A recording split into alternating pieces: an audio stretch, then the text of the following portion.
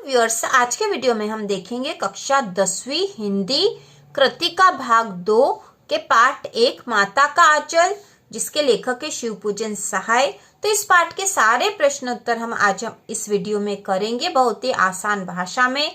आप एक या दो बार इसे देख लोगे और समझ लोगे तो आपको ये याद रहेंगे। तो शुरू करते हैं। प्रश्न नंबर पहला, प्रस्तुत पाठ के आधार पर यह कहा जा सकता है कि बच्चे का अपने पिता से अधिक जुड़ाव था। तो ये जो माता का आंचल पाठ है, इसमें जो बच्चा है वह भोलानाथ है, जिसका वास्तविक नाम तारकेश्वर नाथ रहता है, लेकिन उसके पिताजी उसे भोलानाथ कहते हैं। तो भोलानाथ का अपने पिता से अधिक जुड़ाव था। फिर भी विपदा के समय वह पिता के पास न जाकर माँ की शरण लेता है। आपकी समझ से इसकी क्या वजह हो सकती है? तो बच्चा जो है विपदा के समय, विपदा मतलब परेशानी या कठिनाई के समय, वह पिता के पास न जाकर माँ की शरण में जाता है। तो इसकी क्या वजह हो सकती है, हमें बताना है यहाँ पर। तो हम लिखेंगे उत्तर, बच्चे का अपने पिता से अधिक जुड़ाव था, फिर भी विपदा के समय वह पिता के पास न जाकर माँ की शरण लेता है, क्योंकि बच्चा जानता है कि माँ उसे सबसे अधिक प्रेम करती है तथा माँ का आंचल उसके लिए सबसे सुरक्षित स्थान है। बच्चे का अपने पिता से अधिक जुड़ाव था, फिर भी विपदा के समय वह पिता के पास न जाकर माँ की शरण लेता है, क्योंकि बच्चा जानता है कि माँ उसे सबसे अधिक प्रेम करती है तथा माँ का आंचल उसके लिए सबसे सुरक्षित स्थान है। प्रश्न नंबर दूसरा है, आपके विचार से भोलानाथ अपने साथियों को देखकर सिसकना क्यों भूल जाता है?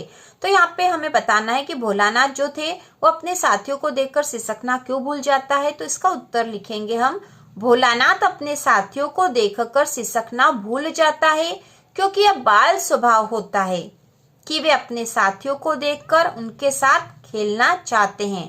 वे अपने साथियों के साथ खेलना चाहते हैं। तो बाल स्वभाव मतलब बच्चों का स्वभाव यह होता है।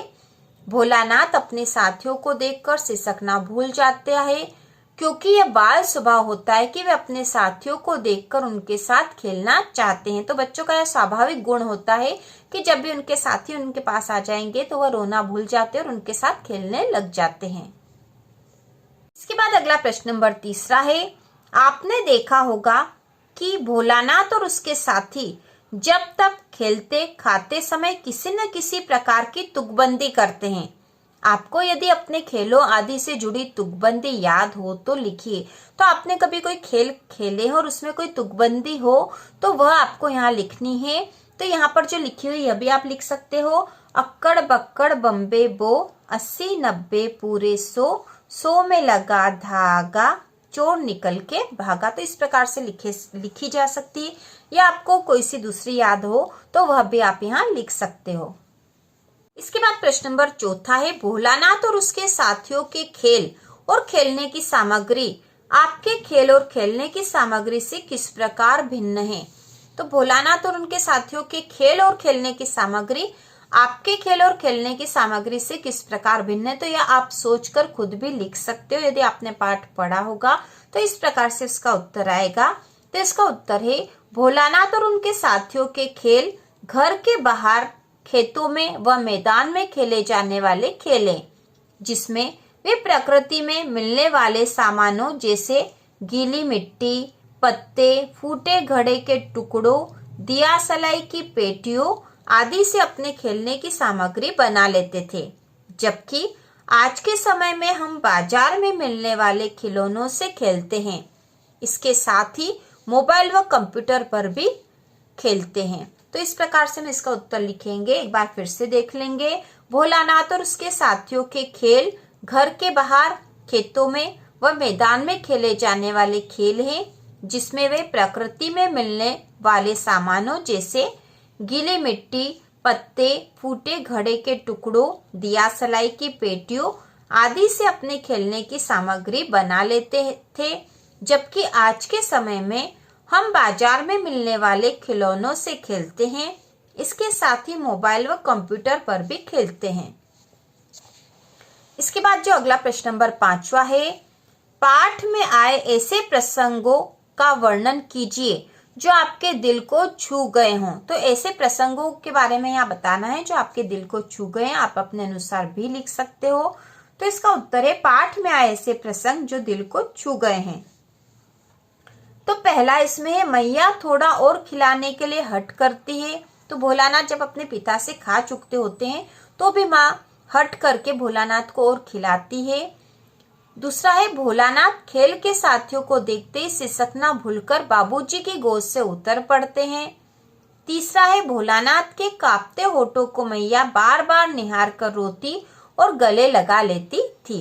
तो इस प्रकार से 3 प्रसंग है जो कि दिल को छू गए हैं।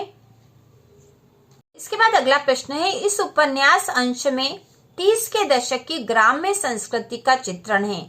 आज की ग्रामीण संस्कृति में आपको किस तरह के परिवर्तन दिखाई देते हैं। तो आज की ग्रामीण संस्कृति में हमें कौन कौन से परिवर्तन दिखाई दे रहे हैं यह बताना है। तो इसका उत्तर है आज की ग्रामीण संस्कृति में बच्चों के खेल कम होते जा रहे हैं क्योंकि आज के समय में गांव भी आधुनिक होते जा रहे हैं। बच्चों की खेल सामग्री प्लास्टिक के खिलौने और मोबाइल हो गए हैं। आज के ग्रामीण संस्कृति में बच्चों के खेल कम होते जा रहे हैं क्योंकि आज के समय में गांव भी आधुनिक होते जा रहे हैं। बच्चों की खेल सामग्री प्लास्टिक के खिलौने और मोबाइल हो गए हैं। इसके बाद जो अगला प्रश्न है पाठ पढ़ते पढ़ते आपको भी अपने माता पिता का लाड़ प्यार याद आ रहा होगा। अपनी इन भावनाओं को डायरी में अंकित कीजिए। तो ये जो आंसर है आपको डायरी में इसके बारे में लिखना है। अपने माता पिता के लाड़ प्यार के बारे में आपको अपनी डायरी में लिखना है। तो आप अपने अनुसार इसको लिख सकते हैं। इसके बाद अगला जो प्रश्न है यहाँ माता पिता का बच्चे के प्रति जो वात्सल्य व्यक्त हुआ है उसे अपने शब्दों में लिखिए। तो माता पिता का जो वात्सल्य मतलब जो प्रेम व्यक्त हुआ है बच्चों के प्रति वह हमें यहाँ लिखना है। तो हम इसका उत्तर लिखेंगे माता का आंचल पाठ में भोलानाथ को उसके माता पिता अत्यधिक प्रेम करते हैं। भोलानाथ के पिताजी सुबह से ही उसे नहला धुलाकर पूजा में बैठाते थे। वे उसे कंधे पर बिठाकर गंगा नदी पर आटे की गोलियां डालने जाते थे। पिताजी उसके साथ कुश्ती भी लड़ते थे और उसके खेल में भी साथ देते थे। भोलानाथ की माँ उसे प्यार से खाना खिलाती और तैयार करती थी। तो इस प्रकार से बहुत ही आसान है। माता का आंचल पाठ में भोलानाथ को उसके माता पिता अत्यधिक प्रेम करते हैं। भोलानाथ के पिताजी सुबह से ही उसे नहला धुलाकर पूजा में बैठाते थे। वे उसे कंधे पर बिठाकर गंगा नदी पर आटे की गोलियां डालने जाते थे। पिताजी उसके साथ कुश्ती भी लड़ते थे और उसके खेल में भी साथ देते थे। भोलानाथ की माँ उसे प्यार से खाना खिलाती और तैयार करती थी। इसके बाद अगला प्रश्न है माता का आंचल शीर्षक की उपयुक्तता बताते हुए कोई अन्य शीर्षक सुझाइए। तो यहाँ पर 2 प्रकार के प्रश्न हैं। सबसे पहले तो हमें माता का आंचल शीर्षक की उपयुक्तता बताने की, शीर्षक उपयुक्त है, और उसके बाद कोई अन्य शीर्षक भी बताना है जो कि इस पाठ का हो सकता था। तो हम इसका उत्तर लिखेंगे माता का आंचल शीर्षक उचित है क्योंकि भोलानाथ को उसके माता पिता अत्यधिक प्रेम करते हैं। भोलानाथ का अपने पिता के साथ अधिक जुड़ाव था, लेकिन फिर भी विपदा के समय वह माँ के आंचल में ही आकर छुपता है और यहीं उसे शांति मिलती है। माता का आंचल शीर्षक उचित है क्योंकि भोलानाथ को उसके माता पिता अत्यधिक प्रेम करते हैं। भोलानाथ का अपने पिता के साथ अधिक जुड़ाव था, लेकिन फिर भी विपदा के समय वह माँ के आंचल में ही आकर छुपता है और यहीं उसे शांति मिलती है। अन्य शीर्षक जो कि हमें बताना है, अन्य शीर्षक आप अपने अनुसार भी लिख सकते हो। माता पिता का प्यार, माँ की गोद, मेरे माता पिता आदि। तो यह भी शीर्षक इस पाठ के हो सकते थे। इसके बाद अगला प्रश्न है बच्चे माता पिता के प्रति अपने प्रेम को कैसे अभिव्यक्त करते हैं। बच्चे माता पिता के प्रति अपने प्रेम को कैसे अभिव्यक्त करते हैं। तो इसका उत्तर है बच्चे माता पिता के प्रति अपने प्रेम को निम्न प्रकार से अभिव्यक्त करते हैं। तो इसमें पहला है बच्चे माता पिता से रोककर अपनी जिद मनवाकर अपना प्रेम अभिव्यक्त करते हैं। दूसरा है बच्चे माता पिता की गोद में ही रहना चाहते हैं। तीसरा है बच्चे माँ पिता से लिपटकर उन्हें प्यार करते हैं। चौथा, बच्चे माता पिता को अपने खेल में शामिल करके अपना प्रेम अभिव्यक्त करते हैं। फिर से हम देख लेंगे, बच्चे माता पिता के प्रति अपने प्रेम को निम्न प्रकार से अभिव्यक्त करते हैं। इसमें पहला है, बच्चे माता पिता से रोककर अपनी जिद मनवाकर अपना प्रेम अभिव्यक्त करते हैं। बच्चे माता पिता की गोद में ही रहना चाहते हैं, तो इस प्रकार से वो अपना प्रेम व्यक्त करते हैं। तीसरा है, बच्चे माँ पिता से लिपटकर उन्हें प्यार करते हैं। और फिर है चौथा, बच्चे माता पिता को अपने खेल में शामिल करके अपना प्रेम अभिव्यक्त करते हैं। इसके बाद जो अगला प्रश्न है, इस पाठ में बच्चों की जो दुनिया रची गई है वह आपके बचपन की दुनिया से किस तरह भिन्न है। इस पाठ में बच्चों की जो दुनिया रची गई है वह आपके बचपन की दुनिया से किस तरह भिन्न है। तो इसका उत्तर हम लिखेंगे, इस पाठ में बच्चे स्वतंत्र रूप से अपने साथियों के साथ बाहर खेलते हैं। इस पाठ में बच्चे स्वतंत्र रूप से अपने साथियों के साथ बाहर खेलते हैं, जबकि हमारे बचपन में हम अधिकतर घर पर खेले जाने वाले खेल ही खेलते थे। तो इसमें आप अपने अनुसार भी इसका उत्तर लिख सकते हो अपने बचपन को याद करके। इस प्रकार से इस अध्याय के सभी प्रश्नोत्तर हो चुके हैं। अब हम इसके महत्वपूर्ण प्रश्नोत्तर भी देखेंगे।